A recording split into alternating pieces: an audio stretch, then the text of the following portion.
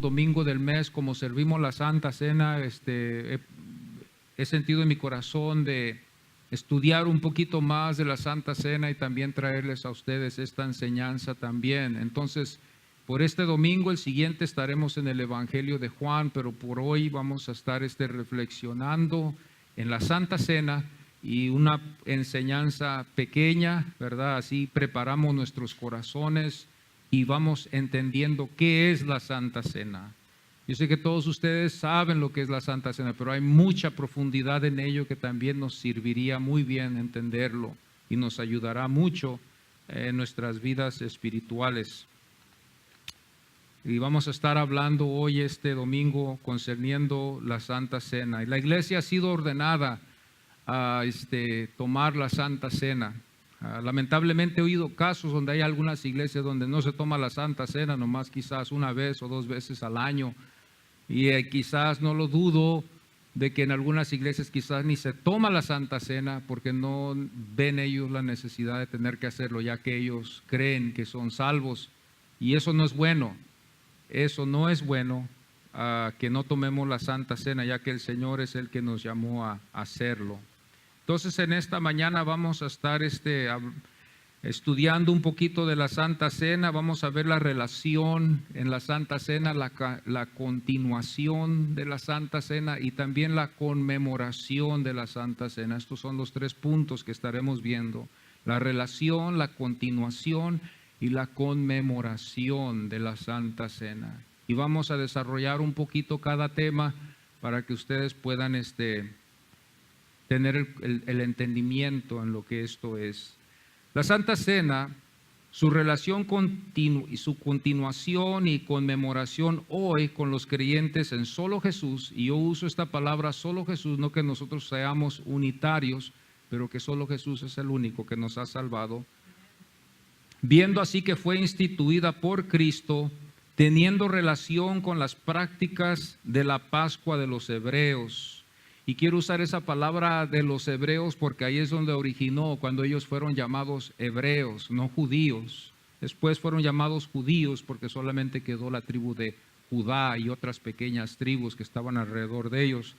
Pero originalmente, cuando ellos recibieron esta institución, ellos eran considerados los hebreos, que practicaban, y la continuación de cada año de observar por ellos, por el perdón de los pecados por medio de la víctima, y la víctima era el Cordero sin tacha. Así no solo uno, sino como pueblo, todos en conmemoración. Este pueblo sabía que era el pueblo de Dios por sangre y nacionalidad, de que todos se reunían para observación de este día de la Pascua. Nosotros no tenemos una Pascua. Pablo dijo que Jesucristo es la Pascua de la iglesia. Él es el Cordero Pascual, ¿verdad? Y nosotros nos reunimos como iglesia en diferentes congregaciones, siempre en memoria de lo que Él hizo por nosotros. Y qué mejor día que el domingo, cuando todos, ¿verdad?, descansamos de nuestros trabajos y podemos venir a la casa de Dios a reflexionar y poder alimentarnos con su palabra. Ellos allá se reunían como pueblo.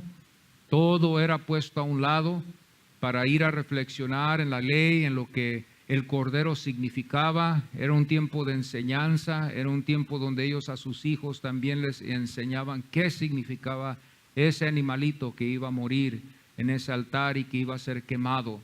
Ellos les enseñaban lo que los rabinos a ellos les enseñaban y lo que los sacerdotes, que eran los maestros de ese tiempo, les enseñaban. Los profetas tuvieron otro oficio diferente a los sacerdotes. Ellos eran los que estaban al lado del pueblo, exhortando al pueblo cuando veían que se desviaban. Los profetas siempre hablaron en voz alta. Hubo profetas escritores, como profetas también que no fueron escritores, que vemos en la Biblia, como Elías, Eliseo, uno de ellos que no escribieron, pero también vemos los escritores como los más conocidos: Isaías, Jeremías, Daniel, Oseas, estos profetas que se llamaban los que escribieron, ¿verdad? Y que dejaron profecías que hoy en día también podemos reflexionar en ellas. Los profetas tenían un trabajo, ellos no enseñaban, ellos solamente dirigían al pueblo. Los sacerdotes eran los maestros, los rabinos, los que instruían al pueblo qué era lo que significaba la ley. Y ellos así se dedicaron a esto, a la enseñanza en el día de la Pascua, así como nosotros la iglesia nos reunimos en el día que vamos a tomar la Santa Cena, en reflexionar en lo que significa el pan y lo que significa el vino. Y así nosotros podemos estar también conscientes, con todo el entendimiento, como antes decía nuestro pastor, no nomás estamos cantando algo sin entendimiento, sino que podemos cantarlo con un entendimiento. Y así la Santa Cena podemos tomarla con un entendimiento en lo que significa. La Santa Cena es un tiempo sagrado que podemos en fe unirnos como pecadores regenerados. Porque eso sí es verdad, no podemos quitarle. Yo sé que a muchos no nos gusta eso, pero por naturaleza somos pecadores.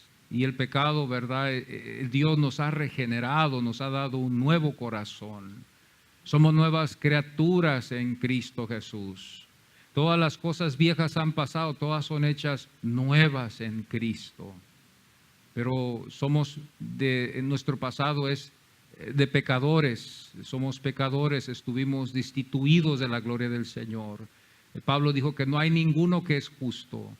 Hay casos donde algunos piensan, y me gusta corregir eso en algunos casos, de que cuando dicen le fue mal porque fue una mala persona, pues en realidad todos los que no estamos en Cristo, así nos ve el Señor.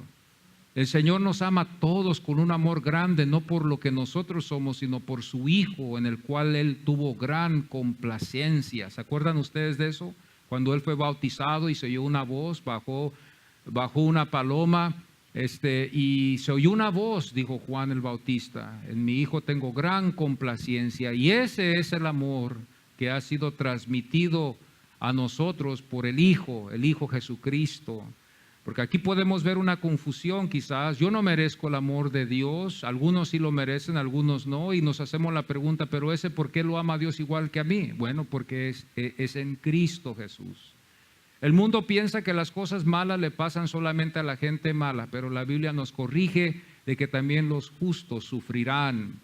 Y no podemos nosotros juzgar estos casos. Al final de cuentas, Dios, yo creo que es el que va a ser el juez, y Él es el que va a juzgar esto al final. Entonces, como pecadores regenerados por su Espíritu y así justificados, como dijo Pablo, por la fe en Cristo Jesús, el Cordero de esta Santa Cena. Él es el Cordero de esta Santa Cena, aunque no hay carne, pero Él está aquí presente como el Cordero en el Espíritu. Él dijo: yo estaré con vosotros todos los días hasta el fin del mundo. Nos acordamos de eso cuando hay aflicción, pero también no olvidemos que también cuando tomamos la Santa Cena se cumple la palabra del Señor cuando Él dijo: yo estaré con vosotros todos los días hasta el fin del mundo. Él está aquí con su iglesia en todo lugar. Él es soberano, su Espíritu está en todo lugar con sus hijos. Él dijo: donde están 2 o 3 reunidos en mi nombre, yo estaré ahí también. La Santa Cena es un recordatorio para no olvidar que Jesús nos salvó. Esto es por naturaleza que podemos olvidar. Se nos olvida a veces los teléfonos, se nos olvida a veces direcciones, se nos olvida a veces la medicina, se nos olvida a veces de cargar el carro de gasolina. Y se nos acabó la gasolina. ¿Por qué? Porque nos olvidamos. Y esa tendencia siempre ha habido en el hombre. No es porque somos personas que no tenemos la capacidad de poder razonar bien. No, no es eso. Ni tampoco porque nuestra memoria se está perdiendo, sino por naturaleza así pasa. Somos oidores olvidadizos. Y por naturaleza también la iglesia siempre debe de repetir la enseñanza, así queda en la mente, queda en el corazón. Bendito sea Dios. Solo Jesús, Él es el que nos ha salvado. Jesús es el que nos ha salvado. Esto es algo que nosotros tenemos que ver. Creemos en el Padre, el Hijo y en el Espíritu Santo. No queremos confundir esto y pensar que nosotros somos de los unitarios. Nosotros no somos de los unitarios, nosotros somos trinitarios. Pero en Cristo Jesús a Él le damos la honra porque Él fue a la cruz por nosotros. La relación va del Antiguo Testamento con el Nuevo Testamento, y aquí vamos a hablar un poquito de esto, de la relación que lleva el Antiguo con el Nuevo, para no decir que lo del Antiguo Testamento era una cosa y lo del Nuevo es otra. Vamos a unir esto en las Escrituras, lo vamos a ver que se unen. Vamos a ver la relación que tiene el Antiguo con el Nuevo Testamento concerniendo Cristo Jesús, siendo Él el Cordero de Dios hoy, que reemplazó a todos los otros corderos que fueron sacrificados en el Antiguo Testamento. Cada vez que usted ve, aún hasta en el caso cuando vemos antes aún de que esto fue instituido por Moisés, usted va a Génesis, usted se da cuenta que Abel lleva una ofrenda que le agrada a Dios. Lleva una ofrenda así, la quema, ¿verdad?, con lumbre, y Dios está agradado con esa ofrenda. Ahí empezamos a ver las víctimas que son sacrificadas para agradar a Dios por el pecado, para agradar a Dios por el pecado que nosotros tenemos en este cuerpo, el pecado que cometemos. Así tenemos paz para con Dios, simbolizando hasta llegar a Cristo Jesús, cuando Él llenó todo una sola vez y no necesitamos ya más sacrificio, porque Él fue ese Cordero que fue a la cruz del Calvario. Él es el Cordero. La continuación es siempre cuando nos reunimos en esta ceremonia, sigue continuándose. ¿Qué se sigue continuando? Se sigue continuando la cena del Señor, cuando Él dijo que cuando nos reunamos, hagamos en memoria de Él lo que vamos a hacer hoy después. La continuación es siempre cuando nos reunimos en esta ceremonia, acordándonos siempre que no es en los elementos, también no vamos a enfocarnos en el pan, y tampoco no nos vamos a enfocar en el vino, en el jugo. Nos vamos a enfocar en el Señor, acordándonos del Señor. Este sí podía ser considerado como una ocasión donde quizás para algunos va a causarnos tristeza. A veces cuando nos reunimos, cuando una pariente pasa mejor vida y todavía queda fresco en el corazón, fíjense bien de esto, queda fresco todavía esa impresión del dolor que queda después de que ese ser querido ha pasado a mejor vida. Llegamos siempre a tener cenas en memoria de esa persona y empezamos a acordarnos, ¿verdad?, de esa persona. Quizás algunos hasta sacan una foto y ahí la ponen, y quizás regresan para atrás a ese dolor, hasta que ya después esa expresión ya no se va a ver. Ya esa expresión ya no se expresa ya más. Y eso es lo que el Señor no quiere de nosotros. Él no quiere que nosotros nos olvidemos de Él así. Él no quiere que nosotros en 3 años ya nos olvidemos de tomar la Santa Cena y olvidarnos de lo que Él hizo por nosotros. Nosotros por nuestros seres queridos quizás lo vamos a hacer un rato, pero ya después quizás nuestros hijos ya no lo van a hacer. Quizás nuestros nietos ya jamás lo van a hacer. Quizás algunos meses durará eso, 1 año, 2 años, ese dolor por ese ser querido que murió. Pero después se va a acabar. En algunos casos no, pero en algunos casos sí. Y en algunos casos ni se practica, se olvida al momento que se entierra la persona, a los meses ya se olvidó de la persona. Pero el Señor no quiere que nosotros nos olvidemos de Él así. Y por eso es importante siempre, en honra al Señor, a lo que Él nos ordenó cuando Él comió la cena, de no olvidarnos de tomar la Santa Cena. Es un recordatorio de la iglesia, acordándose siempre de que el Señor está presente. Me estoy acordando ahorita también en Apocalipsis, cuando el Señor tocó, ¿verdad?, en la puerta de su iglesia para entrar. Así a veces el Señor está en algunas congregaciones, está afuera tocando, y quiere entrar Él para tener una comunión con los que están allá adentro, que son suyos. Pero lamentablemente le cerraron la puerta y el Señor está afuera. Esto puede pasar en las congregaciones cuando no consideramos al Señor en nuestras devociones. Hay congregaciones que se reúnen, tienen Biblias, cantan cantos, pero no reflexionan en Jesús. Ya piensan que eso ya es muy anticuado, ya piensan que eso ya es para el pasado, ya piensan ellos que eso ya lo saben. Ya ellos quieren algo nuevo, ya quieren algo supuestamente mejor. Ellos quieren algo nuevo, algo fresco.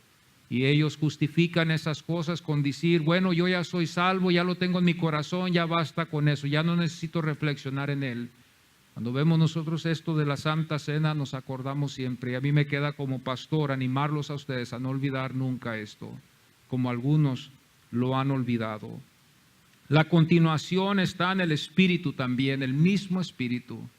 Ellos se sentaron con el Señor, Pedro, Juan, todos los apóstoles, ¿verdad?, que estuvieron ahí presentes con Él en un mismo Espíritu, preparados para escuchar lo que Jesús tenía para ellos, en un mismo Espíritu. Ellos no querían que el Maestro se fuera de ellos, su presencia, su palabra, los milagros, todo lo que Él había hecho. Ellos no querían que Él se fuera, pero era tiempo de que Él que se tenía que ir. Estuvo con ellos 3 años y después de eso ellos se quedaron aquí, pero el Señor les dijo a ellos: ustedes no van a quedar solos como huérfanos.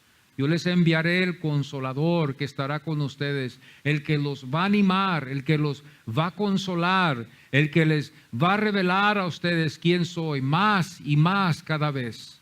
Este es el Consolador, que en el griego es el Paracleto, que le llamamos el Paracleto, que iba a estar a nuestro lado. Por costumbre ellos, hermanos, el Paracleto era uno que las personas antes de arreglar casos legales iban a ellos y les preguntaban o les pedían un consejo al Paracleto. Le pedían el consejo: ¿cómo le hago en este caso que tengo yo ahorita, que voy a ir delante de este juez terrenal? Y ese Paracleto se dedicaba a traerle consolación a esa persona para que así pudiera él presentarse delante del juez. Y así también es el Espíritu Santo que está con nosotros. Él es el que está a nuestro lado, Él está dentro de nosotros, Él está en todo lugar. Y cuando nosotros pedimos la ayuda de Dios, Dios envía a su Espíritu Santo para que nos ayude y nos lleve hacia su palabra para darnos la respuesta a sus ovejas. La continuación está en el Espíritu, en lo que hacemos. No está en los elementos, porque no podemos decir que está en el pan. Ellos no comieron del pan que vamos a comer nosotros, y tampoco ellos tomaron del jugo que nosotros tomamos hoy. No podemos decir que los elementos son iguales. Tratamos de hacerlos iguales lo más posible que se pueda. Del fruto de la uva, ¿verdad?, el jugo, el pan sin levadura, o el pan, ¿verdad?, que también el Señor usó también en ese tiempo. El Señor levantó el pan, tomó de la copa, y eso es lo que el Señor nos mostró. En la mesa había el cordero, estaban las hierbas amargas y todo lo que ellos utilizaban para recordarse de la salida de Egipto, pero en este caso el Señor no nos recetó de que eso tenía todo que estar.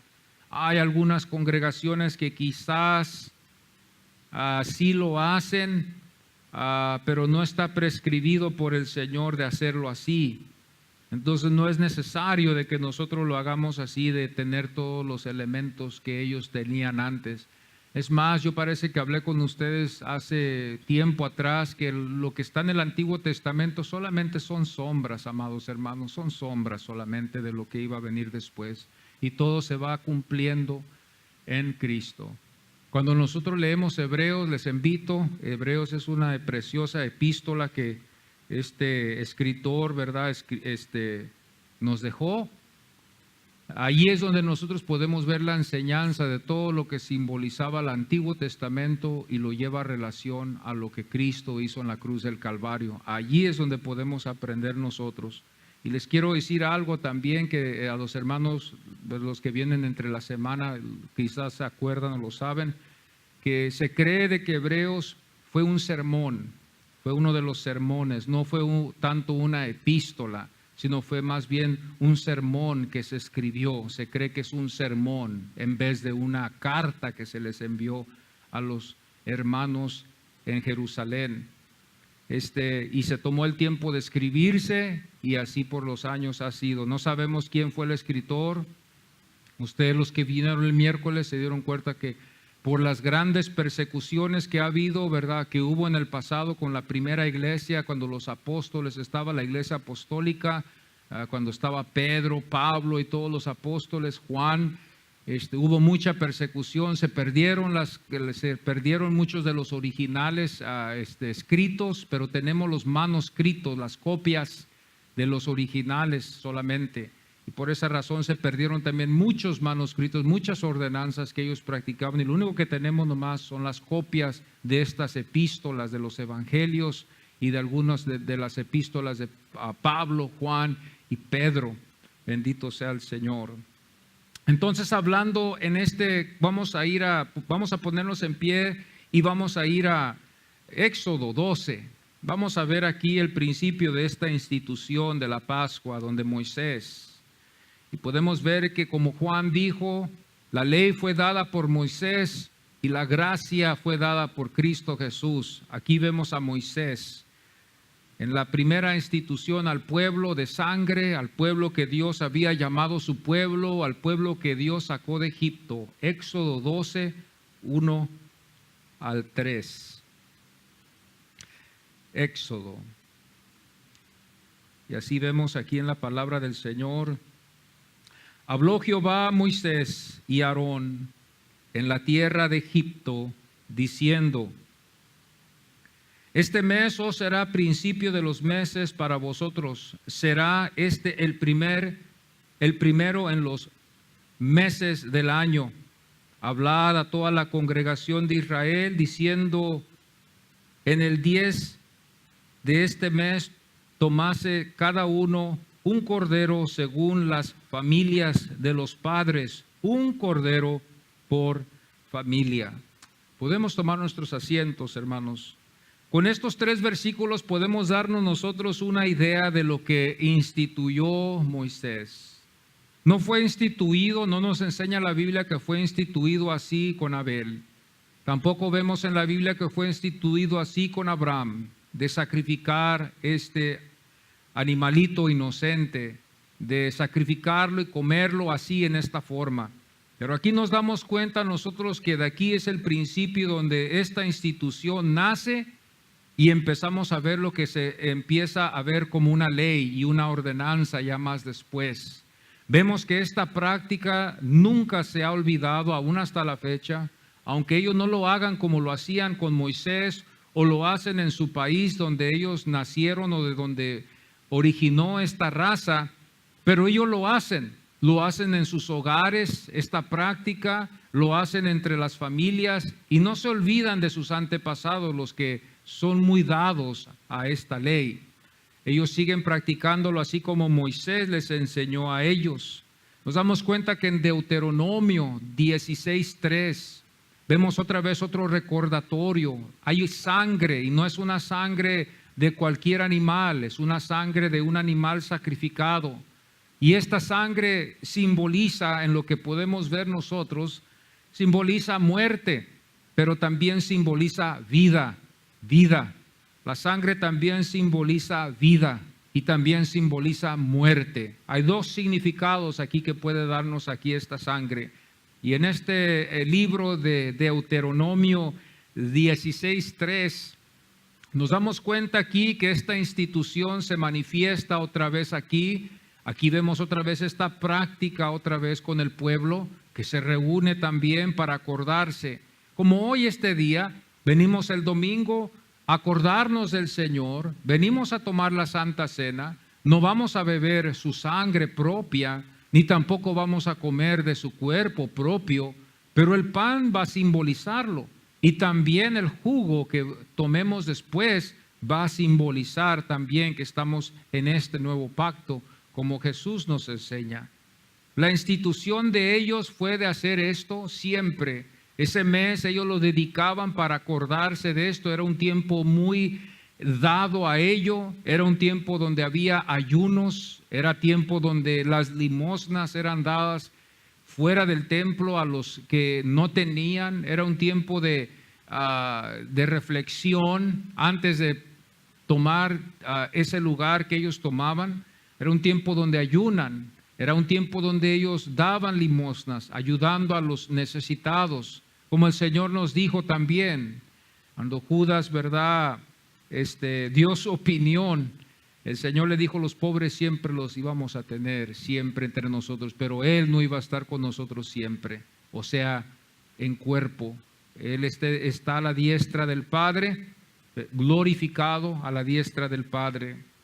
La institución de ellos fue de Moisés. Ahora nosotros tenemos a Cristo Jesús, como Juan el apóstol nos enseña en el Evangelio, en el primer capítulo, donde nos damos cuenta nosotros ahí el origen de Moisés, y luego después vemos a Cristo Jesús, donde está donde se cumple donde vemos el cumplimiento. Vemos nosotros después el pueblo hebreo que recibe esto. Este era el pueblo hebreo. Cuando vemos nosotros aquí en Éxodo 12, este no era el pueblo judío. No podemos llamarlo el pueblo judío. La manera correcta que se debe de llamar es el pueblo hebreo en este tiempo, en este contexto aquí donde se está instituyendo esta Pascua. Era el pueblo hebreo. De los hebreos, hermanos, después fue a los discípulos, que después fueron los apóstoles. Y de los apóstoles fue dado a la iglesia, hacerlo siempre en memoria de Él. Estamos dándonos cuenta de esto, de la sangre. Ahora la sangre era lo que simbolizaba la vida y la muerte, pero ahora nos reunimos no en la sangre, ahora nos reunimos en la fe.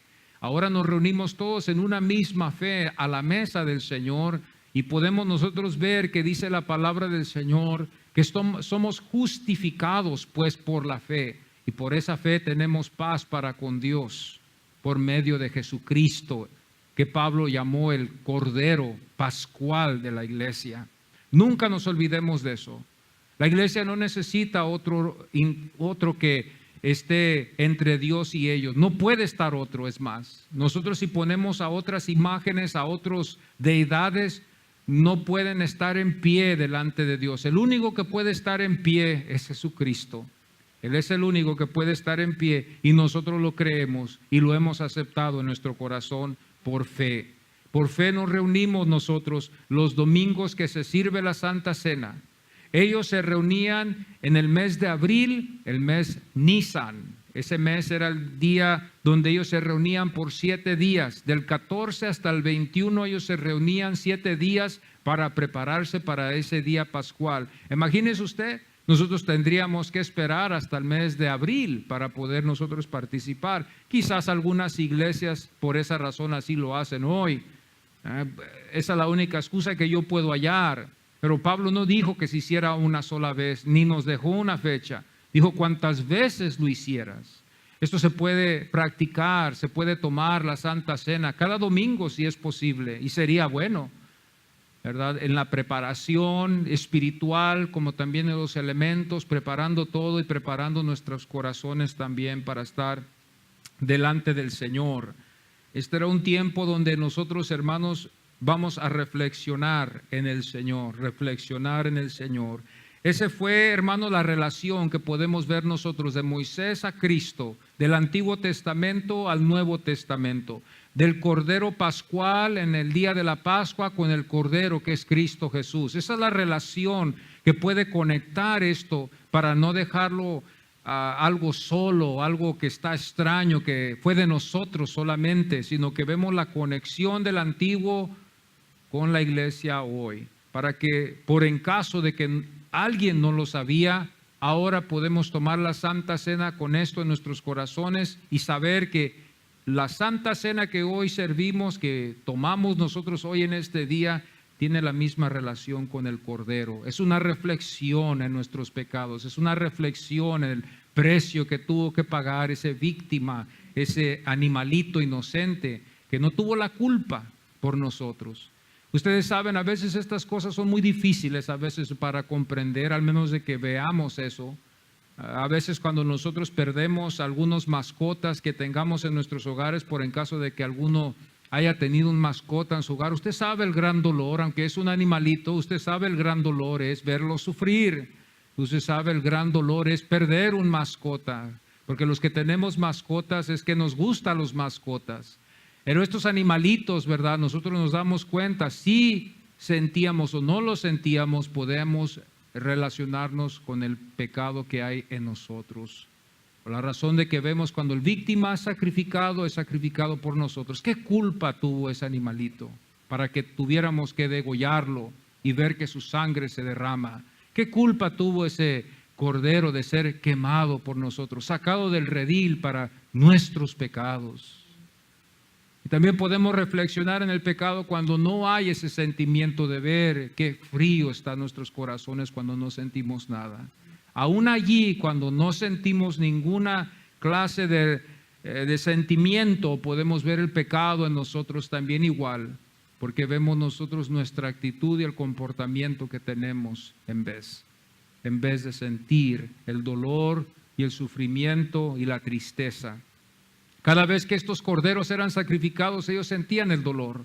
Se oía el dolor de estos animalitos, veían la sangre que se derramaba. Era un trabajo pesado, todo por causa del pecado.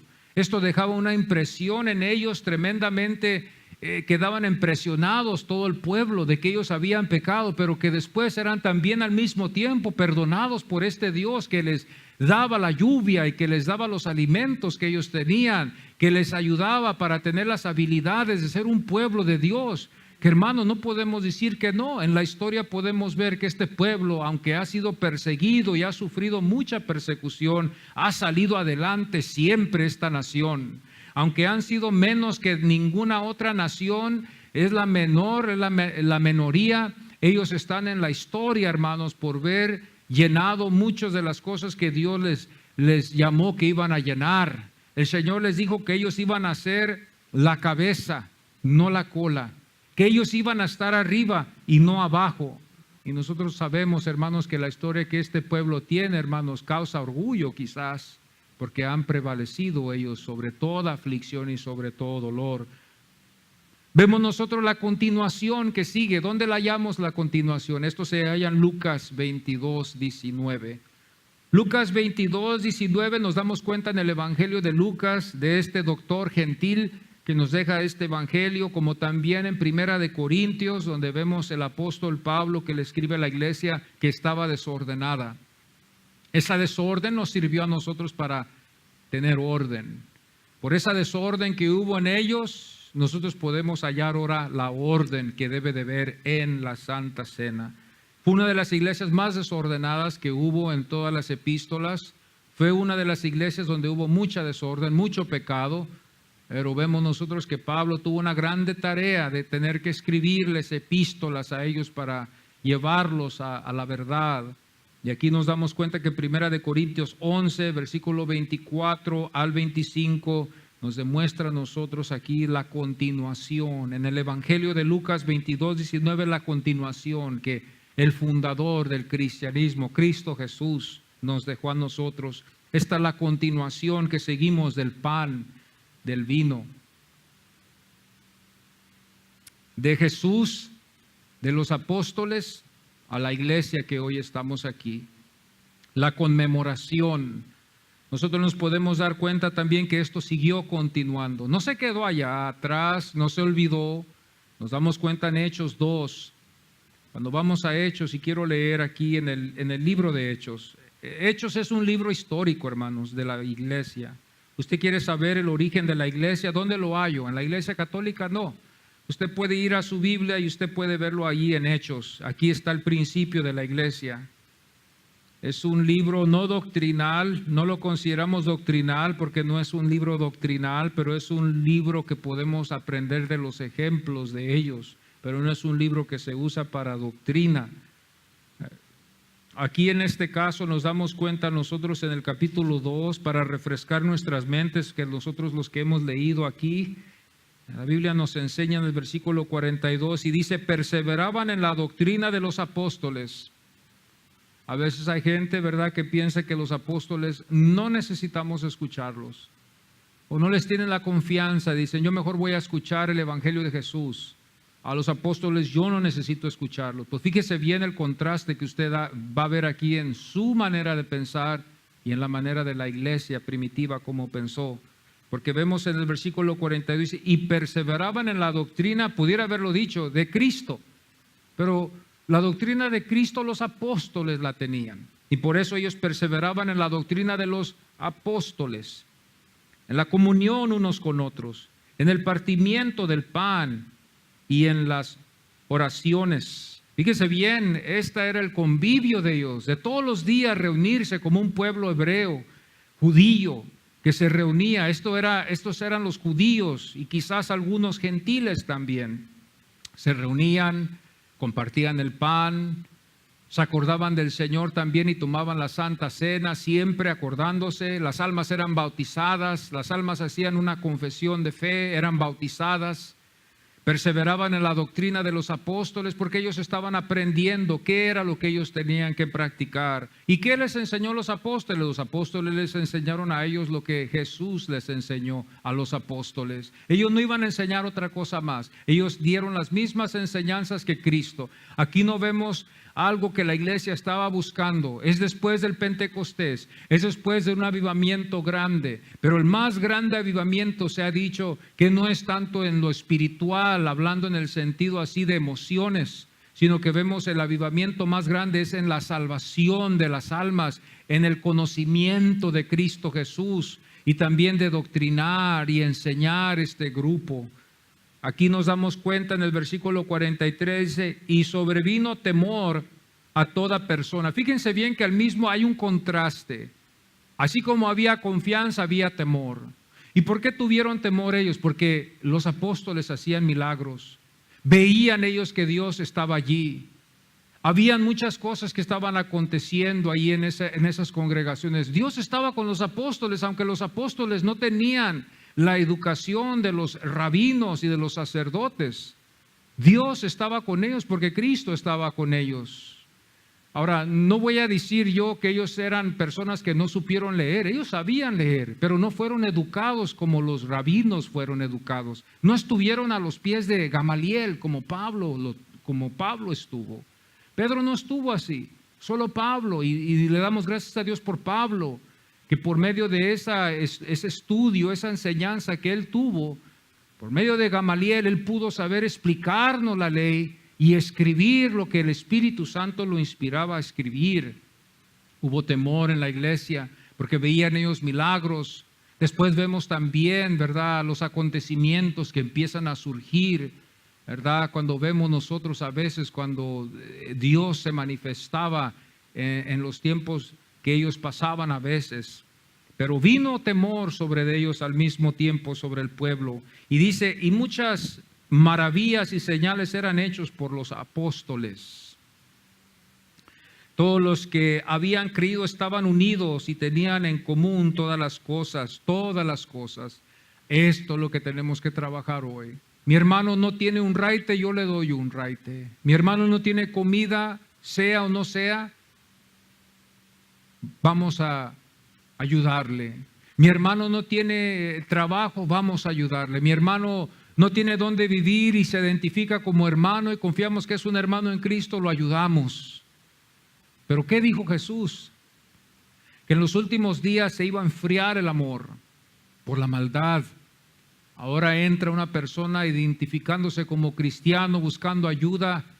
A veces hay casos donde en el pasado han abusado algunos, ya no hay confianza ya para ayudarle a esa persona, porque hubo otros que vinieron y tomaron ventaja del amor, de la caridad, del cariño, de la compasión, y ya la iglesia no confía en ayudar a esa persona, al menos de que esté segura de que es un hermano en Cristo. ¿Por qué? Porque a veces ha habido casos en el pasado donde han venido lobos rapaces o ovejas, ¿verdad?, que eran lobos y vienen y hacen, roban a la iglesia o engañan a la iglesia en estos casos. Y por eso el Señor dijo en los últimos días el amor se va a enfriar. Y se está enfriando cada día más, la temperatura está bajando.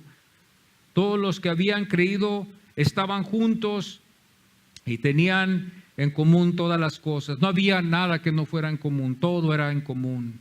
Yo deseo en mi corazón que nosotros pudiéramos regresar un día a esto, que todos pudiéramos relacionarnos los unos con los otros en el sentido de que no haya necesidad, que podamos visitarnos en el amor del Señor cuando uno está enfermo, cuando uno está en el hospital, que podamos nosotros ayudarnos como así el Señor nos demuestra en su palabra. Y dice, aquí está otra cosa. Y vendían sus propiedades y sus bienes y lo repartían a todos según la necesidad de cada uno. Las sectas hacen eso, pero nosotros no lo hacemos. Esa no es una doctrina que nosotros seguimos. Traemos nuestras ofrendas, traemos nuestros diezmos para que esta obra siga adelante. La confianza en el creyente que da sus diezmos lo da para que la obra siga adelante. Y Dios va a bendecir al dador que da con alegría. Aquí nos damos cuenta que los que tenían propiedades, nos podemos acordar de Bernabé, Bernabé tenía propiedades, vendió propiedad para ayudar a los hermanos, ayudar a los que estaban necesitados. No había templo en ese tiempo, ellos se reunían donde el grupo estaba, ya más después se hizo los templos donde nos pudiéramos reunir, pero no había templos en ese tiempo. El templo siempre ha sido la iglesia, el cuerpo de Cristo Jesús. Usted y yo somos los templos. Este nomás es un edificio solamente, ¿verdad? Y el Espíritu de Dios está en su templo, que somos nosotros, no este edificio. El Espíritu de Dios está en nosotros. Él habita en nuestros corazones. Él habita con nosotros. Él está en nosotros los que hemos creído en Cristo Jesús. Esta era la conmemoración. Esta era la congregación. Ellos comían juntos. También ellos quebraban el pan juntos. Se cree, ¿verdad?, también que en la Santa Cena no se ve aquí en Hechos donde se habla de la copa. Entonces posiblemente nomás el pan era lo único que se utilizó allí. El pan fue lo único. No vamos a nosotros a querer regresarnos nomás comer el puro pan. Pero en ese tiempo el puro pan era lo único que ellos utilizaban para acordarse del Señor en el libro de los Hechos. Por eso no habla de copa. Yo siempre andaba buscando la copa en este texto. Yo siempre antes buscaba la copa. ¿Y dónde está la copa? Veo el pan, pero ¿dónde está la copa? Pero nos damos cuenta que quizás eso así fue en ese tiempo, en la iglesia primitiva, donde solamente el puro pan era lo único que ellos usaban para conmemorar juntos. Es una conmemoración. Ya no soy yo el único que estoy haciendo esto en memoria del Señor, sino que todos juntos estamos en una conmemoración, unidos, acordándonos, reflexionando en lo que vamos a hacer más después, la Santa Cena. Yo creo que esto es muy importante que la iglesia lo sepa. Yo creo que esto tendría que ser aplicado más que todo en el tiempo donde se sirve la Santa Cena. Ese es el tiempo adecuado porque está el pan, está el jugo, se puede uno relacionar con la enseñanza un poquito más porque ya tenemos lo que está visible delante de nosotros. Yo creo que cada pastor debería de instruir a su iglesia con mucho detalle, con mucho cuidado, y más cuando hay nuevos que no tienen ningún fundamento o ninguna idea de lo que es la Santa Cena. Esto debe de ser de todo pastor, de enseñar a la iglesia a tomar la Santa Cena. Y el pan es el que simboliza el cuerpo del Señor. El pan nunca debe de estar ausente. Es el pan que Dios consagró. Cuando el pan está puesto en la mesa y vamos a tomar la Santa Cena, ese pan está sagrado, ese pan es consagrado. Ese pan está escogido para un tiempo sagrado. Es lo que Dios escogió, es lo que Cristo escogió. El pan es lo más sagrado que pueda haber. No se puede usar otro elemento, no se puede usar una tortilla, no se puede usar una carne, no se puede usar otra cosa diferente al pan. Tiene que ser pan, tiene que simbolizar el pan para que así se pueda simbolizar el cuerpo de Cristo Jesús. Y también la copa que Él tomó. Cuando Él dijo, esta es mi sangre del nuevo pacto, nosotros nos damos cuenta también que debe de estar también el vino. El vino debe de estar presente también en la Santa Cena. Ahora en estos casos, como hemos visto el abuso del alcohol, yo entiendo por qué muchas de las iglesias han preferido mejor usar el jugo. Y más en las congregaciones donde creen que pueden perder la salvación, más se va a utilizar el jugo por razón de que no quieren que sus hermanos se vayan a perder. Hay algunas congregaciones donde así lo creen. Dice, al hermano lo voy a provocar, lo voy a llevar a pecar por medio del vino, ¿verdad? Pero estas cosas nos damos cuenta que la iglesia usó el vino siempre fue usado, pero aquí en nuestra cultura, aquí nosotros en los Estados Unidos así lo hemos usado el jugo. En algunas congregaciones no se usa el jugo, se usa el vino y no debemos de tampoco hallarlo extraño. Porque cuando ellos usan el vino no tiene nada que ver. Eso no me va a dar a mí el lugar de decir, bueno, ya tomé vino, ya me voy a ir a emborrachar. Tenemos que usar dominio propio, bendito sea Dios. Pero como digo, en algunos casos, como hubo en Corintios, hay algunos que se embriagaban y aún estaban en la iglesia. Andaban embriagados en la iglesia. Fíjese usted, cuando yo pongo a pensar en esto, a visualizar esto de que ellos se congregaban aún embriagados en vino. Imagínese usted la iglesia, habían algunos ahí embriagados, tratando de sostenerse, oyendo el mensaje del pastor que Pablo había dejado allí.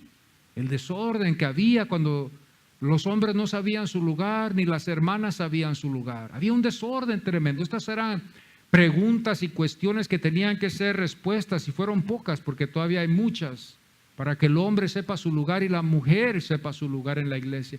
Y esto también ya no es importante en la iglesia. Por eso tenemos un desorden en la iglesia. Por eso ahora tenemos este desorden que está ahora entrando, infiltrándose en la iglesia, porque hemos hecho esta doctrina a un lado. Porque hemos hecho esta doctrina a un lado de identificar quién es el hombre y quién es la mujer, usando también Gálatas para identificar, que decir que ya no hay mujer y no hay hombre en Cristo Jesús.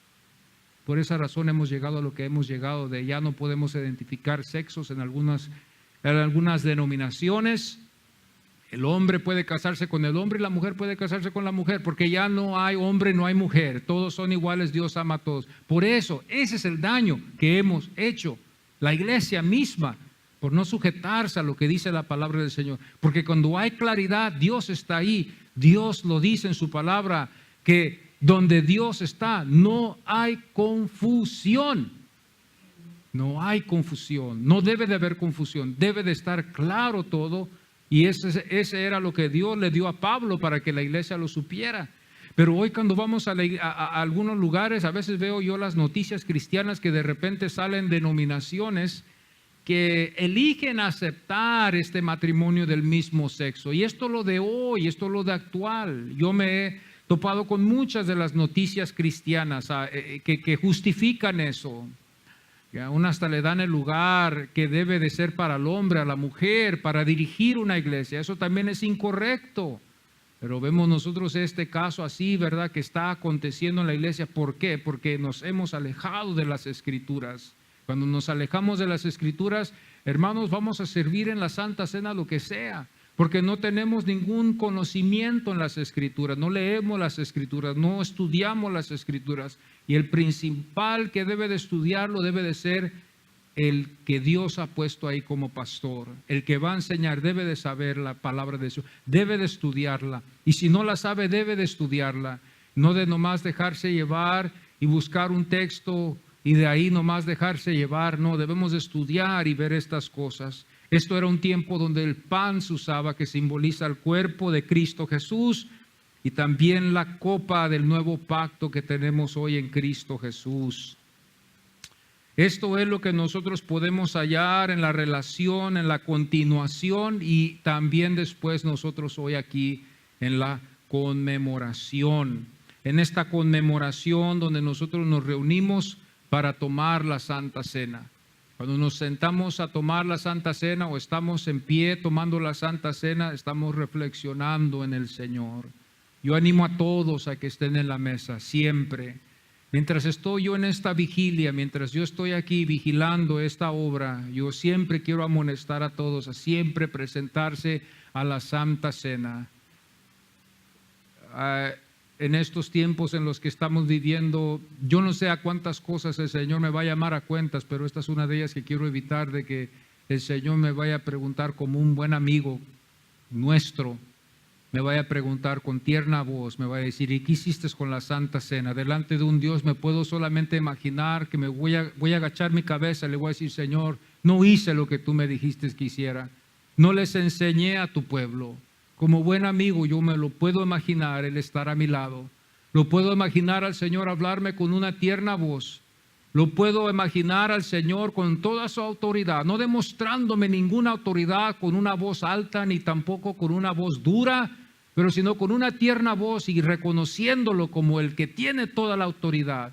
Hacerme esa pregunta a mí para dar cuentas: ¿qué hice yo con su rebaño? ¿Qué hiciste con mi rebaño? ¿Qué les enseñaste a mi rebaño? ¿Les enseñaste de mí? ¿Les enseñaste mis palabras que te dejé? ¿Les enseñaste a que se amaran los unos a los otros? ¿Les enseñaste a congregarse? ¿Les enseñaste eso? ¿O nomás los hacías reír?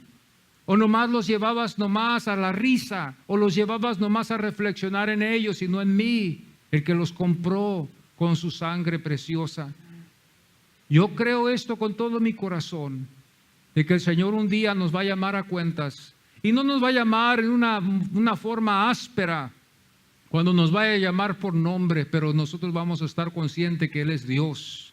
Y con eso tenemos para solamente agachar nuestras cabezas y decirle: Señor, perdóname, perdóname, perdóname. Yo puedo estar toda la eternidad diciéndole: perdóname, Señor, por lo que yo hice. Solo déjame entrar, Señor, a tu reino. Solo déjame entrar a tu gloria. Solo déjame entrar donde tú estás, Señor, para adorarte. Este sábado me gozo, hermanos, porque Dios me concedió una oportunidad de poder salir otra vez y poder hacer un ejercicio nomás en la bicicleta. Y regresé para atrás al lugar donde Dios me mostró su gloria. Regresé a ese lugar. Y cuando regresé a ese lugar, hermanos, lo más interesante fue en todo eso, que la vez pasada cuando yo estaba hablando con ustedes, Dios se manifestó en todo lo que había ahí. El sol, su gloria, todo, en todo lo que estaba ahí. Quebrantó mi corazón en el momento que estaba ahí. Me sentían las nubes cuando estaba yo viendo toda su naturaleza y su gloria solamente brillaba sobre de ella. Y ayer tuve la oportunidad y dije: yo voy a ir otra vez. Y quiero ver otra vez esa gloria, otra vez a ese lugar donde fui. Como hombre yo corrí otra vez en la bicicleta para allá, para regresar a ese lugar. Dije yo: quizás en la gracia de Dios, Dios me conceda otra vez ver ese lugar. Pero lamentablemente no lo vi.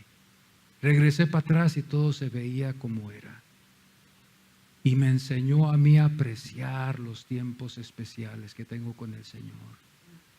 Todo se veía como se ve. Volví para atrás y busqué y vi a los árboles se veían iguales como siempre, como usted los va a ver, o quizás los ha visto, regulares. Veía el piso, veía las hierbas, veía las flores. Era la misma hora, era la misma mañana, era el mismo día, era otro día, pero era el mismo día sábado. Y no había gente, todo era igual en el mismo lugar. Pero Dios no me mostró su gloria como lo había visto en su naturaleza la vez pasada. Pero yo pude entender, hermanos, de apreciar cuando Dios manifiesta su gloria. No queremos soltarlo, ¿verdad? Cuando Dios nos muestra su gloria. Yo no quiero soltarlo. A veces estoy leyendo yo las Escrituras y orando al mismo tiempo que estoy leyendo el capítulo 11 de Juan, y empiezo a orar. Empiezo yo a orar en el versículo, a lo que el versículo me lleva en esta devoción que yo tenga en esa mañana, en ese capítulo. Y nos enfocamos mucho. Bueno, hermano, podemos estar, hermanos, horas quizás, porque la presencia de Dios, cuando nosotros leemos las Escrituras y oramos, hermano, yo le invito a que si usted quiere un día experimentar eso, mientras usted en su tiempo devocional leyendo el libro que usted vaya a leer, el libro de la Biblia que usted lea, si es Éxodo, si es Jeremías, si es uno de los Salmos sería bueno, o en el Nuevo Testamento, leyendo y orando, leyendo y llevándolo el texto a lo que usted va comprendiendo, hermano, es lo más íntimo que pueda haber en la presencia del Señor, lo más precioso que pueda haber. No estamos rezando, no es un rezo, es una oración, pero va en acuerdo con el contexto de la Biblia. Si usted no lo ha hecho, hermano, y usted quiere experimentar la presencia del Señor en una forma tan preciosa, si usted, no sé si me puedo atrever no sé si puedo decirlo, pero si usted quiere ver cara a cara a Dios, si usted quiere sentir su preciosa presencia, y si usted quiere sentir quién es usted y quién es Dios, y usted lo hace, hermano, bendito sea el Señor. Yo me humillo, hermanos, cuando yo hago esto, solamente agacho mi cabeza, pero aún así humillado, me siento bendecido, porque estoy delante de Dios, el Todopoderoso.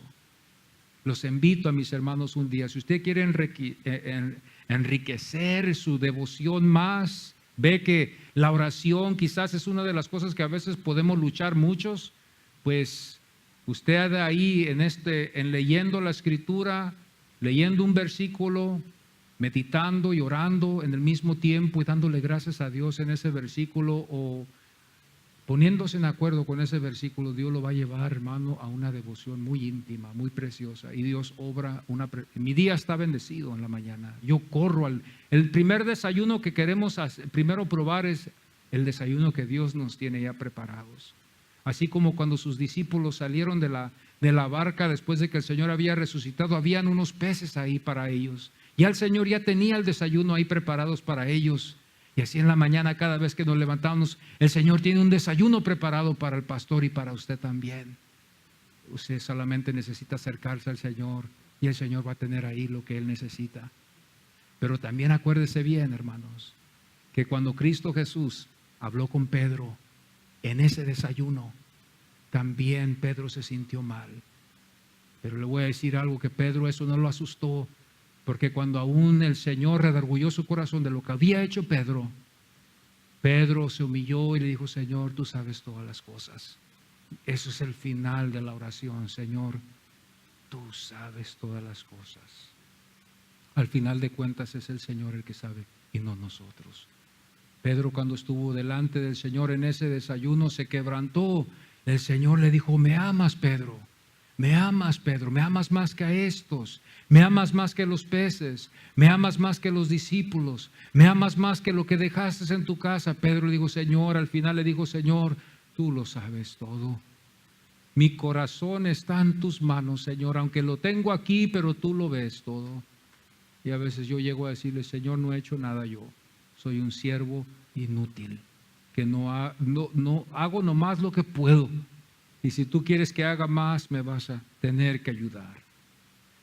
Este es el día donde vamos a tomarle la Santa Cena, mis hermanos, y con esto quiero concluir en esta mañana. Y así como nuestros corazones están preparados, vamos a tomar la Santa Cena hoy en esta mañana, los que vamos a tomarla. Los hermanos en ese tiempo se reunían, el pan estaba presente, todo estaba listo ahí para que ellos pudieran tomarlo. No había nada en sus corazones. Que el Señor reprenda al enemigo que nos engaña. Que el Señor reprenda al enemigo que nos dice a veces, que nos insta a pecar. Y cuando llega este día, este momento, nos apenamos porque hemos pecado. Que el Señor reprenda al enemigo que nos insta a hablar lo que no debemos, que nos insta a actuar como no debemos, que nos insta a hacer cosas que no queremos hacer, y que cuando llegamos a este tiempo solo nos queda pena, porque sabemos que el Señor reprenda al enemigo, pero gracias le damos al Señor que hay perdón, hay perdón. El Señor quiere que nos perdonemos, el Señor quiere que confesemos nuestros pecados a Él ya lo sabe, y el Señor después quiere que tomemos la Santa Cena en memoria del Señor. Esa es la única forma digna. Vamos a ponernos en pie, amados hermanos, y vamos a tomar este pan y vamos a tomar este jugo, sabiendo nosotros que nosotros no somos capaces de tomarlo sin el Señor, sin su sangre, sin su vida, sin el sacrificio que Él hizo. Es un tiempo muy sagrado, muy sublime, es un tiempo de adoración. Las hermanas, ¿verdad? En su tiempo de adoración, es un tiempo de adoración. Es un tiempo donde los hermanos también reflexionamos en lo que somos delante del Señor. Estamos invisibles, estamos, hermanos, visibles delante del invisible Dios Todopoderoso. Padre, muchas gracias te damos en este momento, Señor, que podemos ver la relación que tiene, Señor, esta Santa Cena con esos corderos que fueron sacrificados. Un sinnúmero que no tenemos la cuenta ahorita, Señor, de saber cuántos corderos murieron, cuánta sangre se derramó para que solo uno viniera y llenara todo, Señor, Cristo Jesús. Su preciosa sangre que corría en su cuerpo, que, Señor, llevó para nosotros a la cruz y que ahí quedó en la cruz, Señor. Toda su sangre salió de su cuerpo, Señor. Sangre y agua salió, Señor, para que nosotros podamos confiar y creer. El pueblo tuyo, Señor, tomaba su mano, Señor, y la ponían sobre el cordero que iba a morir por el pecado de ellos. Ahora nosotros, Señor, no podemos hacer eso, pero ponemos la fe que nos has dado en el Señor Jesucristo y creemos en Él, Señor, como hijos tuyos, Señor, con la única esperanza que hay después de esta vida, Jesús. Jesús, el que nos va a llamar así como llamó a Lázaro, Señor. Gracias te damos que podemos tomar y vamos a tomar este pan. Gracias te damos por el perdón de nuestros pecados. Tú sabes todas las cosas. Perdónanos y ayúdanos, Señor. Ayuda nuestras debilidades para que seamos fuertes. Sabemos que no es por obras para que nadie se jacte. Nadie se puede jactar por obras. Sola la única obra que nos podemos gloriar es la de Cristo. Y en esa obra nos jactamos, Señor, cuando tu voz se oyó, Señor, y dijo: en mi Hijo tengo gran complacencia. En el Hijo Jesucristo, el Hijo que fue, Señor, bautizado para confirmar que fue verdad lo que Juan el Bautista predicó, Señor. Gracias te damos, Señor. Gracias te damos, Señor, por darnos tu Espíritu. Gracias te damos por que tú escribiste nuestros nombres en el libro de la vida. Todos nuestros nombres están escritos en el libro de la vida. Cristo Jesús escribió nuestros nombres y tenemos la confianza porque tu palabra lo dice, Señor. Y los que sean hallados en el libro de la vida entrarán a vida eterna, y los que no fueron hallados entrarán en condenación eterna. Señor, gracias te damos que escribiste nuestros nombres. Gracias que estamos predestinados en el Señor para estar en el cielo. No es por las obras que hacemos, Señor. Queremos hacer más obras para ti, Señor. Ayuda a nuestras debilidades y ayúdanos a enfocarnos como una iglesia. Gracias, Señor, que nos amaste. Gracias, Señor, porque dice tu palabra que tú nos amaste primero. Señor, gracias por tu amor.